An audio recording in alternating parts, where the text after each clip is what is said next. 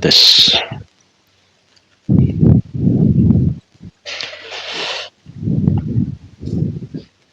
Bismillahirrahmanirrahim. Assalamualaikum warahmatullahi wabarakatuh.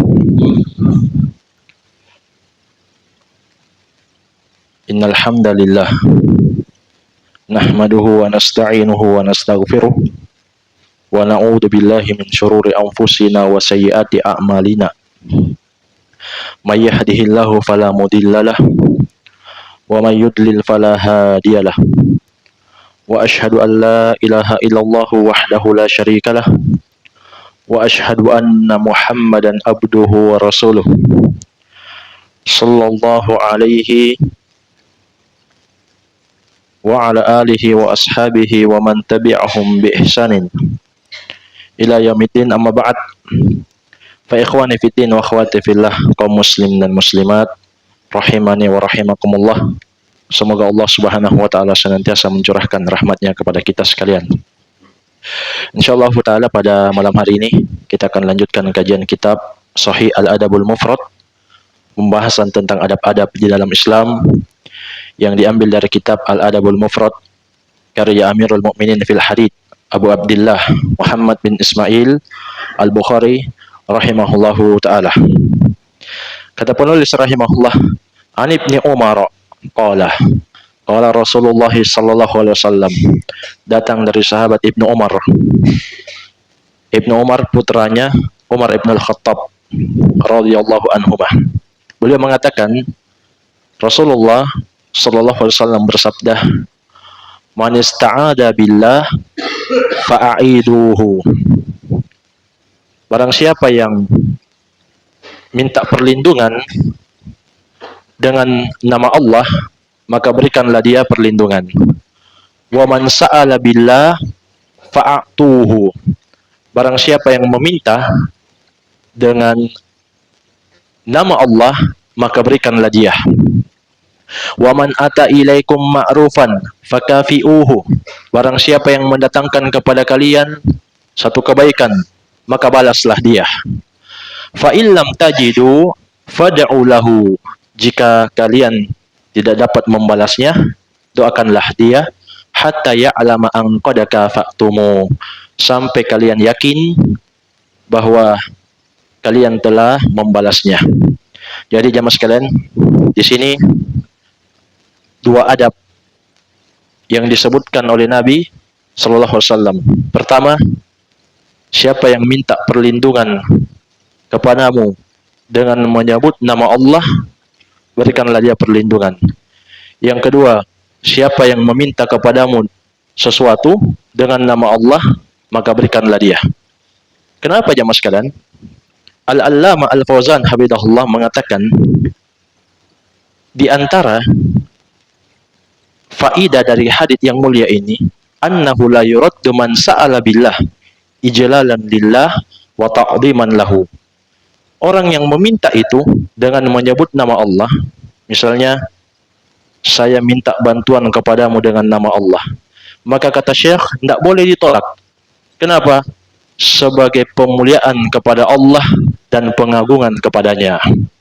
Jadi kalau dia sudah menyebut nama Allah, dia minta, maka tidak boleh ditolak. Kenapa jamaah sekalian?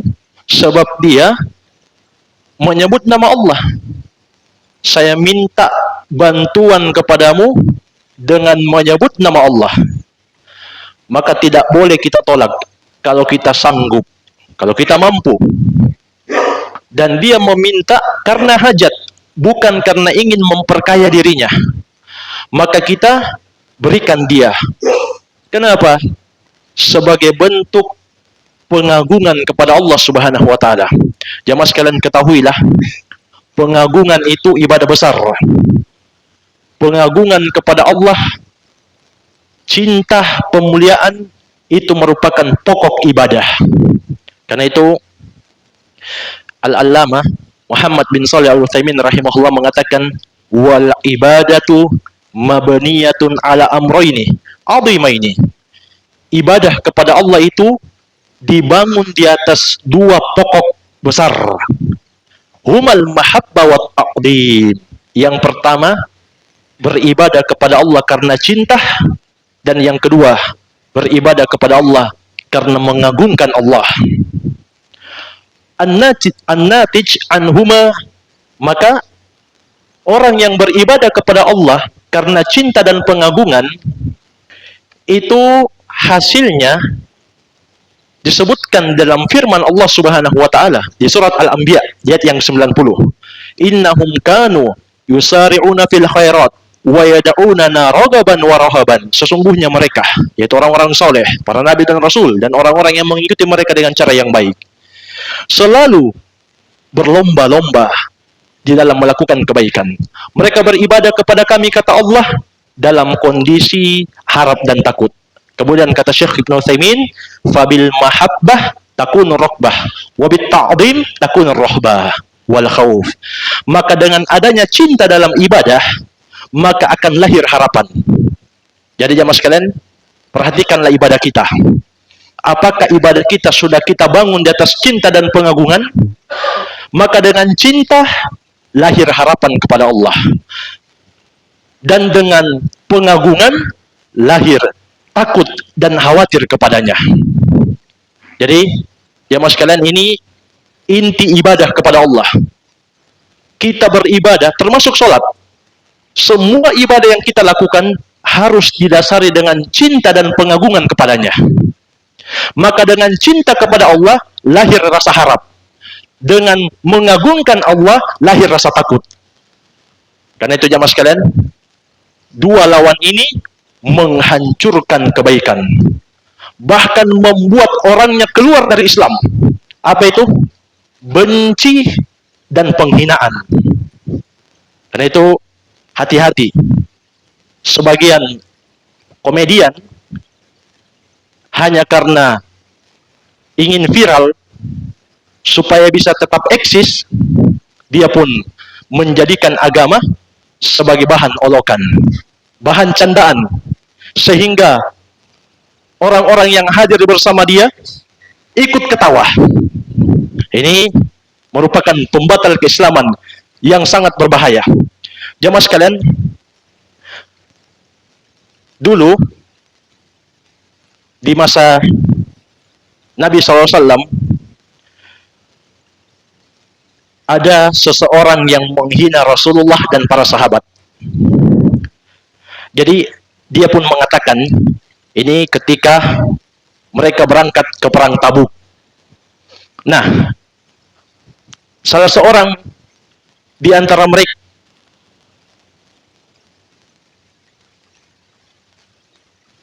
pernah lihat orang yang seperti ahli Al-Qur'annya kita. Yang dimaksud adalah Nabi dan para sahabat. Kenapa? Kata dia, haula'i argabu butunan wala akdibu alsinan wala ajbanu indal liqa. Rasulullah dan para sahabat itu yang paling rakus perutnya, paling dusta lisannya, dan paling takut ketika ketemu musuh. Jamaah sekalian, ucapan ini menyebabkan satu ayat turun khusus memberikan hukuman. Apa hukum orang yang mengatakan seperti itu?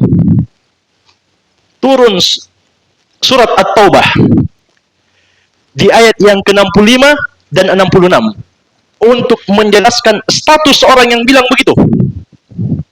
Nabi Muhammad dan para sahabat yang paling rakus, yang paling penakut, yang paling dusta. Maka Allah turunkan surat At-Taubah ayat 65 dan 66. Wala in sa'altahum la yaqulunna innama kunna nakhudu wa nal'ab. Jika kalian atau jika kamu tanya kepada mereka, kenapa sampai tega bilang begitu? Maka pasti kata Allah, mereka akan menjawab, sesungguhnya kami cuma bermain dan bercanda. Perhatikan jamaah sekalian, persis alasan sebagian komedian hari ini. Agar supaya tetap eksis dan banyak followersnya, mereka pun menjadikan agama Islam sebagai bahan candaan. Maka kata Allah Subhanahu wa taala, "Kul," sampaikan wahai Nabi Muhammad, "abillahi wa ayatihi wa rasulihi kuntum tastahzi'un." Katakanlah, Apakah kepada Allah, kepada ayat-ayatnya, kepada Rasulnya, kalian itu menghina, merendahkan, mengolok-olok? La ta'tadiru qad kafartum ba'da imanikum. Tidak usah kalian cari-cari alasan. Sungguh kalian telah kafir setelah sebelumnya beriman. Ini status orang yang menghina Allah, ayatnya, dan Rasulnya. Kata Allah, tidak usah cari-cari alasan. Kamu sudah kafir setelah sebelumnya beriman. Jadi jamaah sekalian, agama Islam, ibadah kepada Allah, dibangun di atas cinta dan pengagungan. Sedangkan yang menghancurkan ibadah sampai ke akar-akarnya adalah kebencian dan penghinaan kepada syariat. Dan sebaliknya, Allah Subhanahu wa taala memberikan alamat kebaikan untuk orang-orang yang selalu menghormati agama Islam.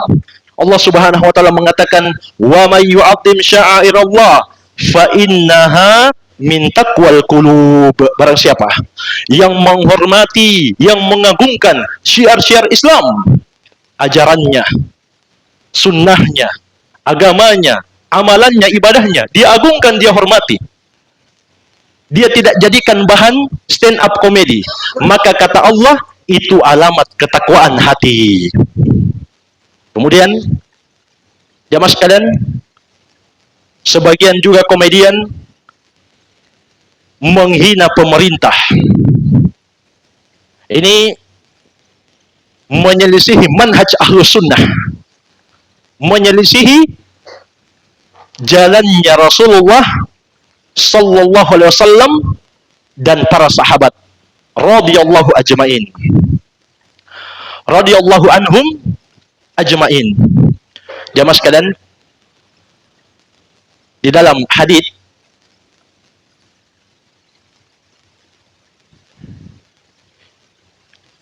yang dikeluarkan oleh Imam At-Tirmidzi, demikian pula Imam Ahmad, dari sahabat Abu Bakrah Nafi' Ibn al-Harith,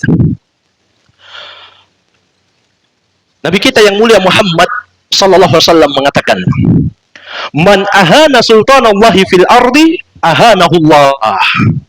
Barang siapa yang menghina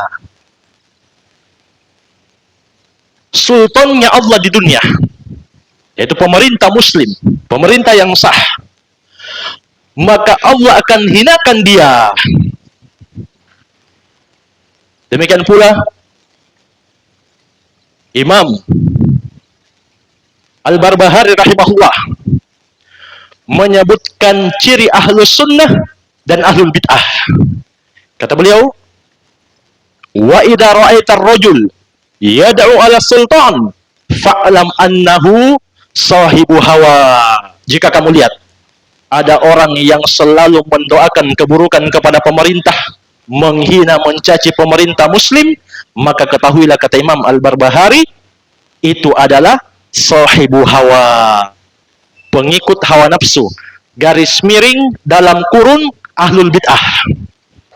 Karena istilah para ulama dulu, ahlul bid'ah itu disebut sahibu hawa.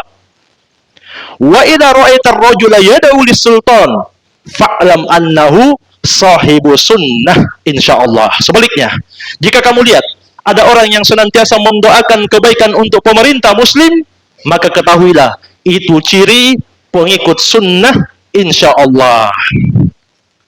Dan Allah Subhanahu wa taala juga berfirman di surat Al-An'am di ayat yang 129, "Wa kadzalika nuwalli ba'dadh zalimina ba'dan bima kanu yaksibun." Demikianlah kami jadikan sebagian orang yang zalim memimpin sebagian orang yang zalim yang lain, disebabkan karena apa yang telah mereka lakukan. Kata para ulama ahli tafsir, bisababi ma ya'malunahu minal ma'asi, yaitu disebabkan apa yang mereka lakukan berupa maksiat. Jadi jamaah sekalian, ini termasuk manhaj Nabi Muhammad, metode beragama beliau sallallahu alaihi wasallam untuk senantiasa menghormati pemerintah muslim dan tidak menghina mereka. Dan termasuk ciri pengikut sunnah selalu mendoakan kebaikan kepada pemerintah. Jamaah sekalian ketahuilah, nikmat agama yang kita dapat hari ini, kita bisa sholat, tenang, kita bisa kajian, kita bisa liburan, bahkan bebas kita menuntut ilmu. Itu semua karena nikmat aman. Itu semua karena nikmat aman. Maka wajib bagi muslim dan muslimah untuk menjaga nikmat aman ini. Jangan dia membuat masyarakat benci kepada pemerintahnya. Jangan dia memanas-manasi masyarakat dengan mengkritik terang-terangan pemerintah, menjadikannya bahan lawak hanya karena dunia. Jamaah sekalian, kalaupun pemerintah itu punya kesalahan, itu ada metode cara menasihatinya. Sudah dijelaskan oleh Nabi kita yang mulia Muhammad sallallahu alaihi wasallam dalam hadits Iyad bin Ghanam yang dikeluarkan oleh Imam Ibnu Abi Asim, dan haditsnya disahihkan oleh Syekh Al-Albani rahimahullah dalam Dilalil Jannah fi Takhrijis Sunnah. Nabi kita yang mulia Muhammad sallallahu alaihi wasallam mengatakan, man arada an yansaha li sultan fala yubdihi alaniyatan. Barang siapa yang ingin menasihati pemerintahnya, maka jangan dia tampakkan terang-terangan. Ini jelas, tegas. Wejangan dari Nabi Muhammad sallallahu alaihi wasallam. Walakin liyakhlu bihi wal yadanu minhu, akan tetapi dia langsung datang mendekat kepadanya. Fa in qabila minhu fadakah. Kalau nasihatnya diterima, maka alhamdulillah, itulah yang kita harapkan. Wa illa faqad addalladhi alaihi. Kalau tidak, maka sungguh dia telah menunaikan kewajiban atasnya. Jadi jamaah sekalian, kalau kita punya nasihat kepada seluruh kaum muslimin muslimat, kalau kita punya nasihat, kita langsung datangi. Kalau kita sanggup. Kalau tidak jamaah sekalian, maka kita doakan. Karena Nabi SAW mengatakan, ad-du'a'u silahul mu'min. Doa itu senjata bagi orang yang beriman. Bahkan Imam Ahmad rahimahullah mengatakan, "Lau kanat tidakwah, lau kanat lidakwatun mustajabah." Seandainya saya punya doa yang dijamin pasti diterima, maka saya akan berikan kepada pemerintah. Kenapa? Sebab kalau pemerintah baik, masyarakat akan mengikut atau merasakan manfaatnya, kebaikannya.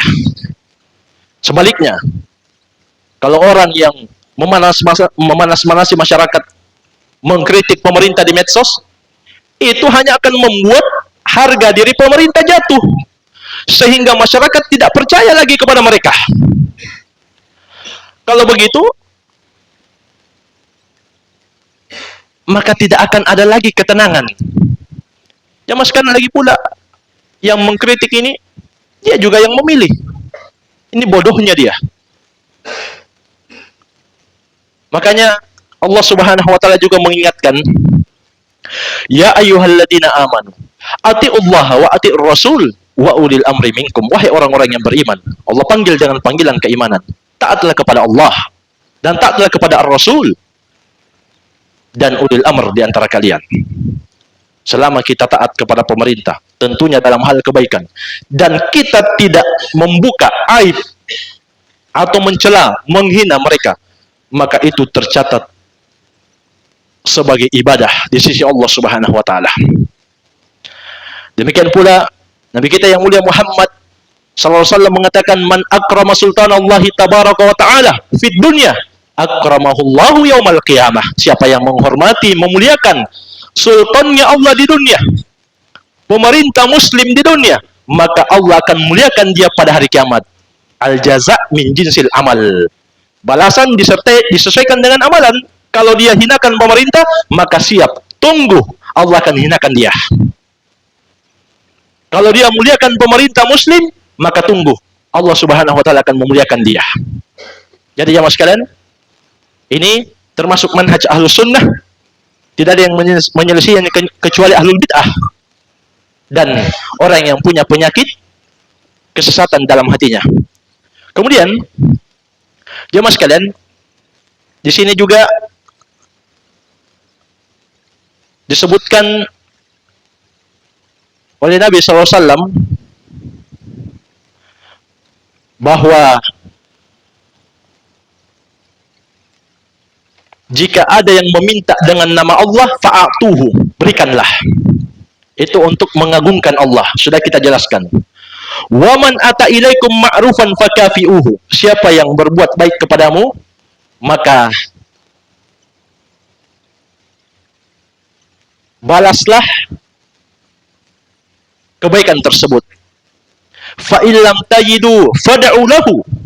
Kalau kamu tidak mampu, maka doakan dia. Hatta ya'lam angqad kafa'tumuhum. Anqad kafa'tumuhu. Sampai kamu benar-benar yakin bahwa doamu itu sudah cukup untuk membalas kebaikannya. Di sebagian lafaz disebutkan bahwa siapa yang mengundang fastajibu lahu. Ini kita sudah jelaskan juga bahwa walimah itu yang wajib untuk dijawab apa kemarin? Walimah itu maknanya pesta. Kemarin kita sudah sebutkan bahwa yang wajib hanya satu. Apa itu? Walimah apa? Walimatul urs. Walimatul urs. Pesta pernikahan. Itu yang wajib kita penuhi. Adapun yang lain maka tidak wajib, tapi hukumnya sunnah. Jadi jamaah sekalian, ini semua mengajarkan tentang kita, mengajarkan adab kepada kita bahwa kalau ada yang mengundang kita, walaupun itu tidak wajib, hendaknya kita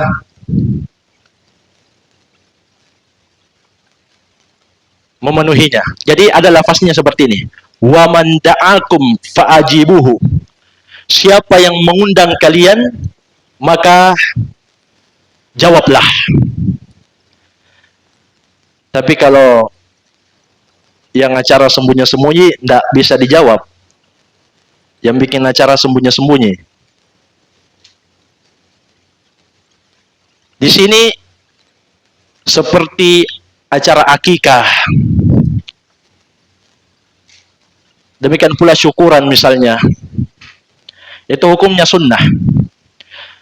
Kata Nabi, wa man da'akum fa'ajibuhu. Siapa yang memanggil kalian, hendaklah dia jawab. Kemudian kita tambahkan juga sebelum kita akhiri, di pertemuan yang lalu jamaah sekalian, ada satu faidah yang tersisa, tertinggal, tidak sempat kita jelaskan. Dalam hadits Jabir bin Abdullah Al-Ansari, di situ dikatakan, wa man tahalla bima lam yu'ta faka'annama labisa thawbi atau thawbai zurin. Barang siapa yang berhias dengan sifat yang tidak dia miliki, maka seakan dia memakai dua pakaian kepalsuan.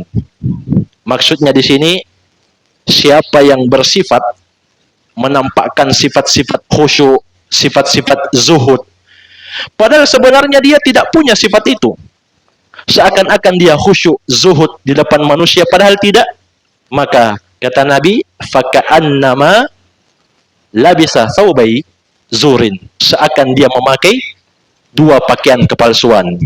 Baik, jadi kesimpulannya, yang pertama, siapa yang minta tolong kepada kalian dengan nama Allah, ya sebut nama Allah, maka kata Nabi, tolonglah dia. Ini sebagai pemuliaan dengan nama Allah. Pemuliaan kepada Allah. Demikian pula, siapa yang meminta kepada kalian dengan nama Allah, hendaklah kalian berikan. Ini sebagai pemuliaan terhadap nama Allah. Jemaah sekalian, tapi para ulama menjelaskan, ini kalau tidak menimbulkan mudarat dan dia mampu untuk memberikan. Dan orang itu meminta memang karena hajat, keperluan, bukan karena ingin memperbanyak harta atau memperkaya dirinya, tidak. Itu yang dijelaskan oleh para ulama. Baik, jemaah sekalian, mungkin saya yang bisa kita ambil pada malam hari ini. Selesai bab ini dalam kitab Sahih Al-Adabul Mufrad. Insyaallah kita lanjutkan pekan depan. Barangkali ada yang perlu dipertanyakan, saya persilakan. Wallahu a'lam.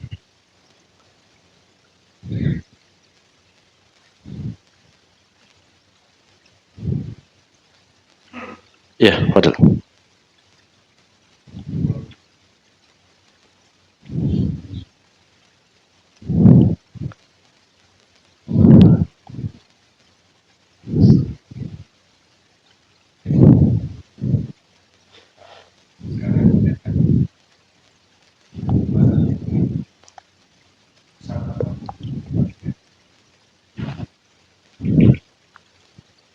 Baik.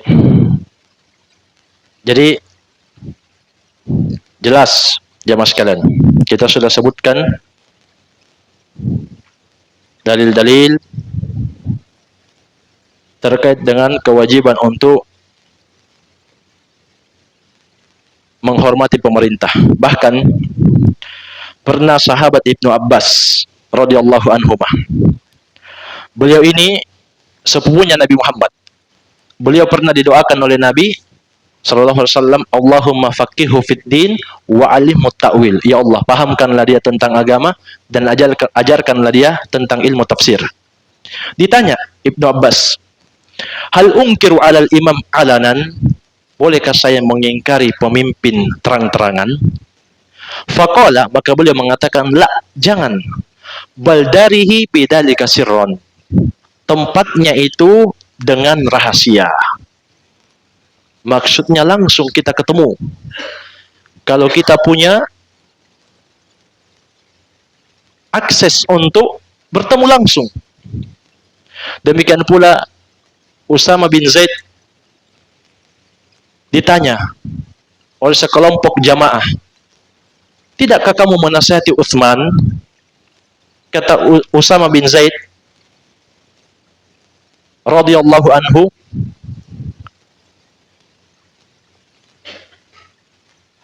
amma inni la akunu fatiha babi fitnatin wa qad badaltuhu lahu sirron. Adapun saya, kata Usama, saya tidak mau membuka pintu fitnah. Saya sudah mencurahkan nasihatku untuk Utsman sirron, langsung, tatap muka, sembunyi-sembunyi. Jadi inilah contoh kita, teladan kita, para sahabat. Dia sekalian, sahabat itu murid langsung dari Nabi Muhammad. Kalau ada salah paham, pasti langsung Nabi luruskan. Kita sudah sebutkan contoh kemarin di kajian spesial, seorang sahabat atau para sahabat salah paham tentang makna zalim dalam satu ayat, alladzina amanu walam yalbisu imanahum bidzulmin ulaika lahumul amnu wa hum muhtadun. Orang-orang yang beriman dan tidak mencampurkan keimanannya dengan kezaliman, maka mereka lah orang-orang yang mendapatkan keamanan dan petunjuk. Maka sahabat mendengar, ya Rasulullah, ayyuna la yatlimu nafsahu. Siapa di antara kita yang tidak menzalimi dirinya? Yang namanya manusia pasti pernah terjatuh ke dalam kezaliman. Minimal dia zalimi dirinya atau ada hak yang tidak dia tunaikan dengan sempurna, namanya orang. Manusia biasa. Maka kata Nabi, laisa kama taqulun, bukan itu yang dimaksud dalam ayat. Alam tasma qaula Luqman libnihi, tidakkah kamu dengar ucapan nasihat Luqman kepada anaknya? Ya bunayya la tusyrik billah, inna syirka la dzulmun adzim. Wahai anakku yang tercinta, jangan kamu berbuat syirik, sesungguhnya syirik adalah kezaliman yang terbesar. Jadi syirik adalah kezaliman. Jadi kezaliman yang dimaksud di ayat yang pertama tadi adalah syirik. Orang yang beriman dan tidak mencampurkan keimanannya dengan kezaliman atau kesyirikan maksudnya. Mereka lah orang-orang yang mendapatkan keamanan dan senantiasa berada di atas petunjuk. Perhatikan jamaah sekalian, kalau sahabat salah paham, langsung dibenarkan oleh Nabi. Sekarang pertanyaannya, kalau kita salah paham, siapa yang benarkan kita? Kadang yang sudah dipanggil ustadz juga salah. Jadi sampai-sampai kata Ibnu Mas'ud, "Man kana minkum mustannan falyastanna biman qadamat." Siapa di antara kalian yang ingin mengambil satu figur contoh, hendaklah dia ambil contoh orang yang sudah meninggal. Fa innal hayya la tu'man alaihi fitnah. Karena yang masih hidup itu tidak aman atasnya fitnah. Ya mas kalian, bagaimanapun dalamnya ilmunya guru kita, hebatnya ibadahnya, tingginya ketokohannya, itu tidak aman dari fitnah. Siapa yang mau menjadikan figur, kata Ibnu Mas'ud, ini seorang ulamanya sahabat. Ibnu Mas'ud jamaah sekalian termasuk tokoh ulama sahabat yang menjadi rujukan di tengah sahabat. Makanya dulu waktu ada dikir-dikir berjamaah di awal-awal Islam, jadi orang-orang membentuk seperti lingkaran begitu. Kemudian ada yang memimpin satu orang, masing-masing pegang batu. Kata orang ini, sabbihu mi'atan, hallilu mi'atan, bertasbihlah 100 kali, bertahlillah 100 kali. Kemudian Abu Musa al-Asy'ari melihat kejadian ini. Apa kata Abu Musa al-Asy'ari? Ini tidak pernah saya lihat di masa Nabi, tapi kelihatannya bagus. Dikir, tapi tidak pernah saya lihat di masa Nabi.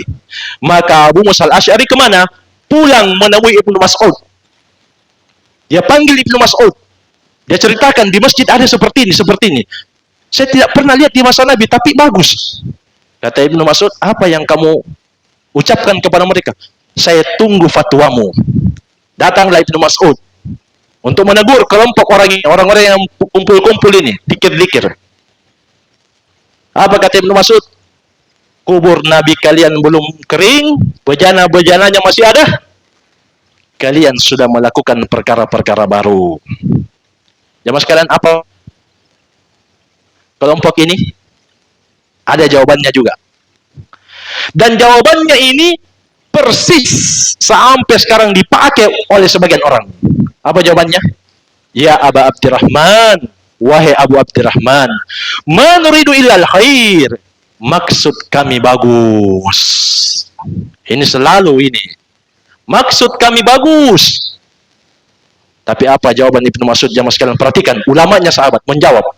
Singkat, padat, tapi menghantam alasan mereka. Wa kam min muridinil khair lan yusibahu. Betapa banyak orang yang bagus niatnya, tapi tidak mendapatkan pahala sama sekali. Karena kenapa? Ibadah itu dua syaratnya. Yang pertama ikhlas, yang kedua ittiba, mengikuti Nabi Muhammad sallallahu alaihi wasallam. Jadi jamaah sekalian, sahabat jelas jalannya.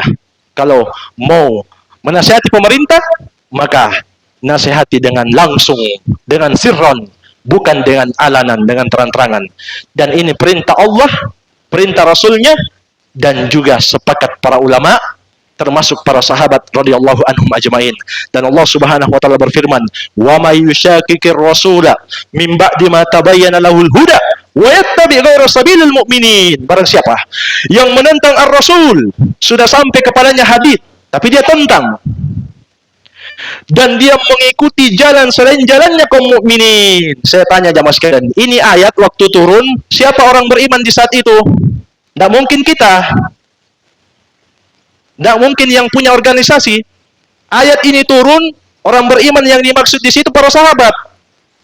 Siapa yang menentang ar-rasul, demikian pula menyelisih jalannya para sahabat. Apa kata Allah? Dua hukuman yang mengerikan. Nuwallihi ma tawalla, maka kami akan biarkan dia di dalam kesesatan. Dia anggap perbuatannya itu benar, tapi sesat. Setelah itu, Selesai? Tidak. Wa nuslihi jahannam wa sa'at masira. Kami akan lemparkan dia ke dalam jahannam, dan itulah seburuk-buruk tempat kembali. Jadi jamaah sekalian, menyelisihi ijma', menyelisihi jalan sahabat. Cuma dua. Yang pertama tersesat di dunia, yang kedua mendapatkan azab yang pedih dari Allah Subhanahu wa taala. Berhati-hatilah.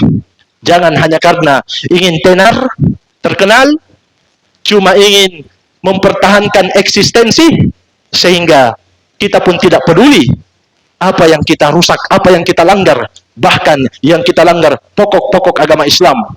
Sudah menghina, menjadikan bahan candaan agama Islam, juga menjatuhkan wibawa pemerintah muslim yang notabene itu kita semua hormati. Ya mas kalian, saya kasih tahu antum ya. Sebenarnya di sini orangnya bagus-bagus. Maksud saya yang nonton ini. Jadi kalau negara ini kacau, yang ngelawak-ngelawak itu nggak bisa jalan-jalan ke mall. Bahkan studionya bisa saja hancur. Kita sudah punya pengalaman pahit. Di tahun berapa itu? Yang ada stiker, enak zamanku toh. Enak zamanku toh. Itu ada stikernya pernah lewat. Itu pelajaran jemaah sekalian. Ekonomi tidak stabil, keamanan kehormatan menjadi diinjak-injak, menjadi rusak.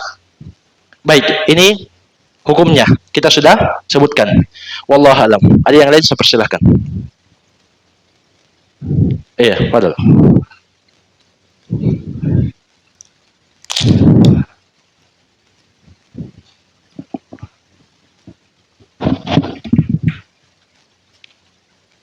Pertanyaannya bahaya.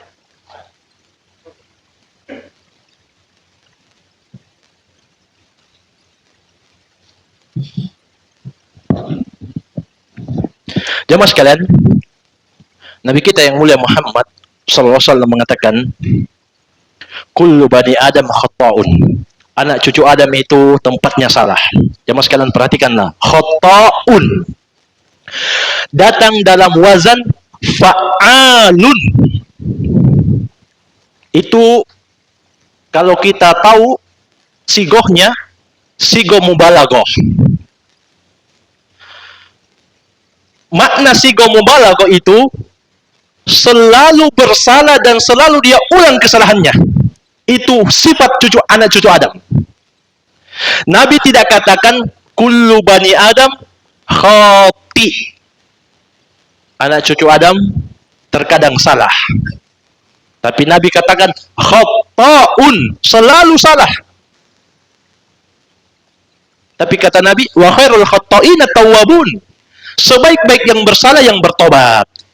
Jadi bukan berarti kita mengatakan pemimpin itu pasti selalu benar. Tidak, kita tidak pernah mengatakan seperti itu. Justru kita jelaskan tadi cara metode menasehati kalau kita tahu itu salah. Langsung datangi, langsung japri. Kalau bahasa sekarang.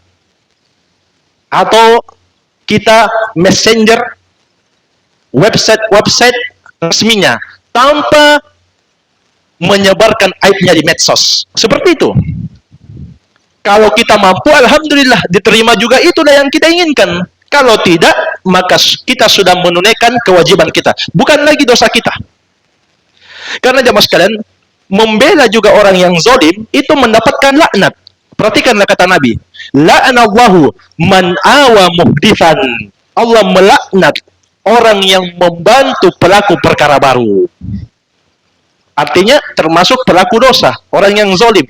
Dia tolong, dia bela. Allah laknat juga. Cuma kita sebutkan tadi beda caranya menasihati teman dengan menasihati pemimpin. Kalau kita merasa itu salah, maka nasihati dia. Dan doa jamaah sekalian, itu kita tidak boleh sepelekan doa. Doa itu senjata bagi orang yang beriman.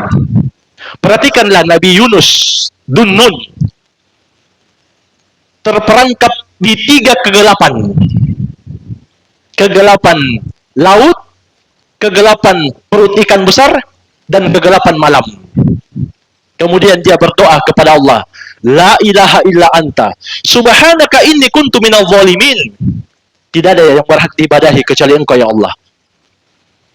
Dan maha suci Engkau, aku termasuk orang yang zalim sebelumnya. Sebab Nabi Yunus meninggalkan kaumnya tanpa izin dari Allah Subhanahu wa taala. Maka dia pun mengatakan, sebelumnya saya termasuk orang yang zalim, sekarang saya tobat. Apa kata Allah? Allah Subhanahu wa taala berjanji untuk semua orang-orang yang beriman, yang berdoa, wa kadzalika nunjil mu'minin. Demikianlah kami pasti akan menyelamatkan, selalu menyelamatkan orang-orang yang beriman. Dan Allah tadi sebutkan, wa kadzalika nuwalli ba'dadh zalimina ba'dan bima kanu yaksibun. Demikianlah kami jadikan sebagian orang yang zalim dipimpin oleh sebagian zalim yang lain karena dosa yang mereka lakukan. Mas kalian, kalau kita menginginkan pemerintah yang baik, maka kita juga harus baik, kan seperti itu. Makanya dulu datang orang mencela Ali bin Abi Thalib. Dia protes, wahai Ali, kenapa di masa Abu Bakar, Umar itu pemerintahnya bagus, sekarang di masa kamu kacau. Perhatikan jawabannya Ali bin Abi Thalib radhiyallahu anhu, menantunya Nabi Muhammad. Jawaban yang cerdas. Apa kata beliau? Dulu di masa Abu Bakar dan Umar, rakyatnya saya. Di masa saya, rakyatnya kayak kamu. Jadi, kalau kamu rusak, ya begitu. Jadi, jamaah sekalian, itu sebenarnya perkara yang jelas. Kalau pemerintah kita anggap punya kesalahan, maka kita doakan, kita nasihati kalau kita mampu. Iya, baik. Wallahu a'lam. Sudah habis waktu? Masuk waktu Isya? Iya. Semoga bermanfaat. Lebih dan kurangnya saya mohon maaf. Wabillahi taufik. Subhanakallah bihamdik. Asyhadu an la ilaha illa anta astaghfiruka wa atubu ilaik. Walhamdulillahirabbil alamin. Wassalamualaikum warahmatullahi wabarakatuh.